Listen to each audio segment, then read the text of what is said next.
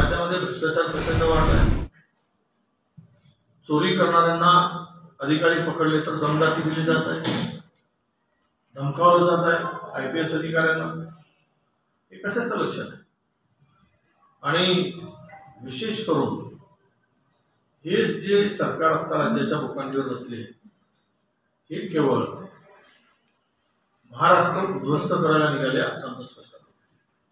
त्याचं कारण असं आहे की ओबीसी समाजाला बारामतीमध्ये आज मोर्चाला परवानगी नाकारल्या पोलिसांनी, तरी हा केक पोहोचले नाही। असं आहे की मोर्चाला पोलीस का नाकारतात परवानगी? ओबीसीच्या मोर्चाला का नाकारतात?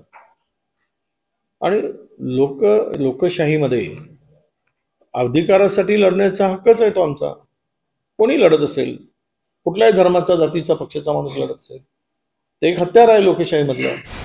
पांझरा नदी पात्रात काही वेळात पाणी सोडण्यात आलेलं आहे, तरी दोघी काठांना पाणीचा स्तराव वाढण्यात येणार आहे। तरी कोणी पुलावर फोटो पंक्शन करू नये व कोणी गाडी पाण्यातनं नेऊ नये एवढं नागरिकांनी सहकार्य करावे। धुळे मनपा आपल्यास सहकार्य करण्यास विनंती करत आहे। पांझरा नदी काठावर कोणी फोटो पंक्शन करू नये, मासे पकडू नये, ताबडतोब ब्रिजवर निघावे। मंडल अधिकारी ठाकुर्ली यांच्या तक्रारीवरून विष्णुनगर पोलीस स्टेशनमध्ये गुन्हा नोंद झाला होता।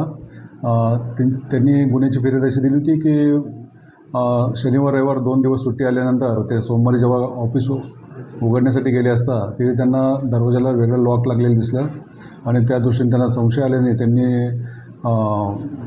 विष्णुनगर पोलीस स्टेशनला गुन्ह्याची तक्रार दिली होती। सदर तक्रारीवरून गुन्ह्याची नोंद करण्यात